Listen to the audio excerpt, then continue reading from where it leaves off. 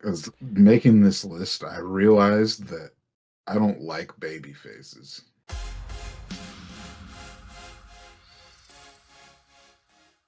Welcome everybody to the third episode of the High Five here at Rope Tokes. My name is Jeremy. That guy over there. I forgot. He forgot his name. That's David. We've been doing this together for a year and a half, and today we're going to be telling you our current top 5 favorite heels in the wrestling business, assuming this man can actually remember their names. Oh boy. Yeah. Yeah. First of all, you set me up there because I was trying not to laugh, and then you started the intro. So I was set up for failure from the start. But I'm going to That's start called a us off success. here. No, that was failure you set me up for. Anyways, I'm going to start us off. My number 5. Because I love gingers. Blake Christian. Did you already have him in there, or did you add them in there after the fact? I had him in there already. Okay. He's the one that I said it's probably not AEW or WWE. I was going to put him in there. The last few matches, that, like, in all seriousness, the last few matches that we've seen him in, bangers. Like him versus Speedball. Him and Speedball. Whoa. Damn, that was dope. But either way, like every time I've seen him recently, dope matches. He's got a face that makes me want to hate him. Now, see, for my number 5, I did have Blake Christian in that slot for obvious reasons. I don't get to root too many redheads on. I realized that there was someone obvious I was missing, and I just had to slide that person right on there because the juice is loose. Juice was not on my list. I was like, how the hell can I not have Juice on my list? Number 5, yeah. Juice Robinson. Okay.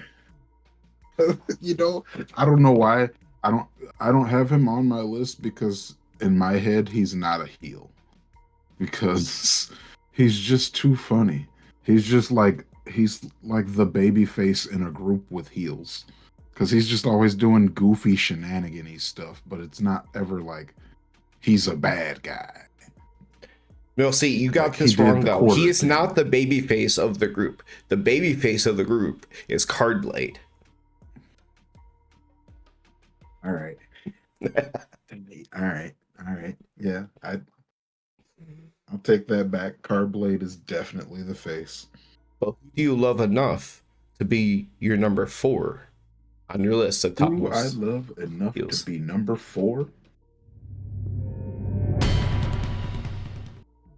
I love Powerhouse Hobbs. Yeah, man. I have a feeling he would make your list. Yeah, Powerhouse Hobbs is just, he's Powerhouse Hobbs. He's huge. He's got a mean look. He actually has charisma. And you know I love Will Hobbs. Yeah. But surprisingly, he was one of the names that came to mind, and I just knew he wasn't going to make my list. But once we get through the whole list, it's going to make a whole lot of sense, though, because there's just too many great names, and we're only at number 4. I know. I mean, you still got to put a Roderick Strong in your list, so I know. My number 4, Athena. She basically is the sole foundation of Ring of Honor. Whenever she does get to be shown on TV, she is amazing. I just wish we got to see more of her. And I was trying to think of, I was like, you know what? I hadn't came up with a single woman. I started going down throughout the roster, and it was either going to be Athena or Julia Hart in this spot. Mm-hmm. And we love Julia, but like Athena has the whole package, so it just made a lot more sense to have her be there. Okay, I dig it, because you know how much I love Athena. Number 3.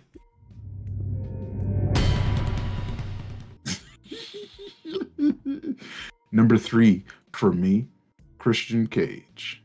That man is he is on a run. That's one of the 2 people I said I have to feel is in your top 3. Yeah. Yeah, he is on one hell of a run. This dad gimmick that he's got going on, incredible. Um, just keep going with it. Like keep freezing out Edge, Cope, Adam, Edge. Adam, Just, just get yeah, just keep freezing Adam, Edge. uh, yeah, just keep freezing him out. You know, stay the monster keep heel freezing who out? because Edge. Adam. And I'm not gonna be able to not cheer you guys when you guys are a tag team. So Now for my number 3, Swerve. I had to stop and think about this because, like, you look in Seattle, he was still doing like heel-ish things, but they loved him in Seattle. People love him all around the world. He gets those pops, but I mean, considering what he did on TV this week and what he's done ever since he went heel in the first place, he clearly has heel tendencies. He's a heel. I won't go too much deeper into what he's done recently because I have a strong feeling there's going to be another opportunity for that down the line. I'm gonna say we might be talking about Swerve again. With that being said, on to number 2. Who's your number 2? Number 2, Gunther. I thought he might have made your list. He was on my longer list for a while, but he just got bumped off. He's just got something going there. He's got Big meaty man. he's got a detestable face.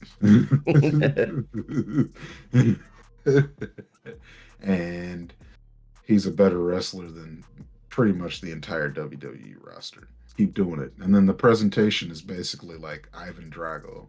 And on top of that, the fact that the dude beats you down with slaps.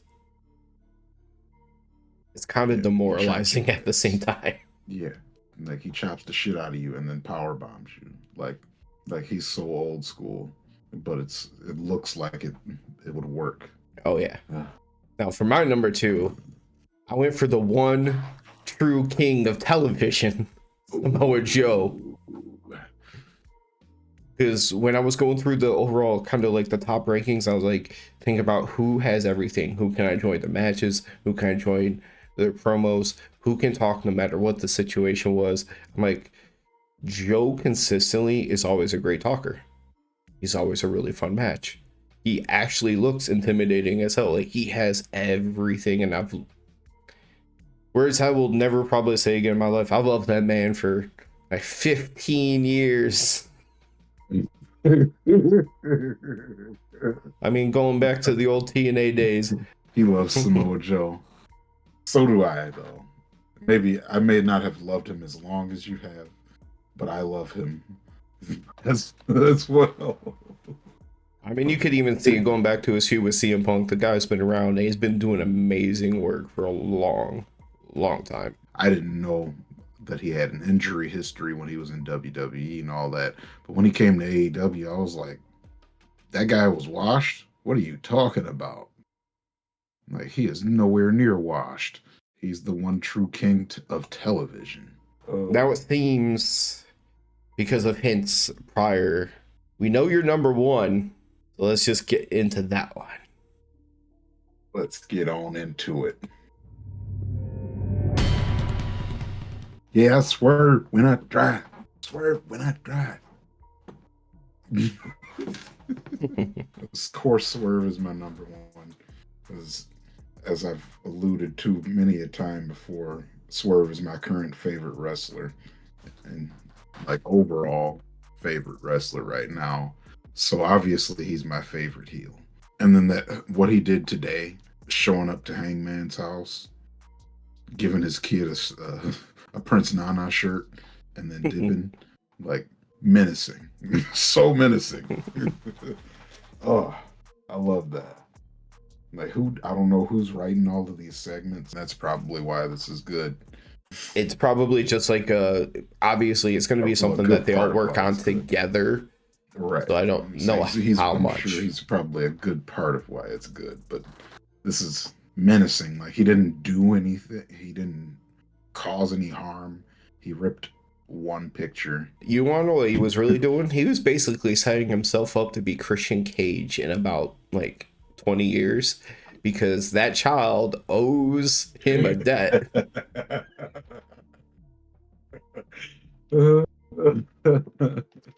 Speaking Oh of my Christian god. Cage, would you like to guess who my number one was? Roderick Strong. The man who just basically ended Ric Flair's life on television, Christian Cage. I don't know if there's anyone for a sustained period of time like he has consistently made me go, oh shit, in both a like, I can't believe he said that way, but also in like an appalling type of way. Like, not in like a mark out moment kind of way, but in a serious heel type of way for as much as he has. The look on his face when he says, like when he's got a good line and he knows it, the look on his face because he knows people are about to hate what he says. It just it's so good. Like he's so content, so happy with himself.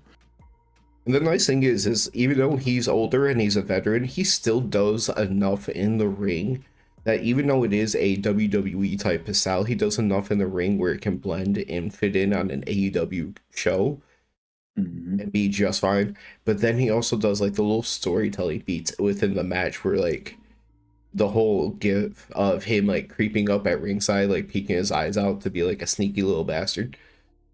Yeah, yeah, he's right there with you, man. Because making this list, I realized that I don't like baby faces.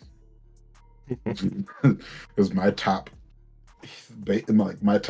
wrestlers in general is pretty much going to be the same list.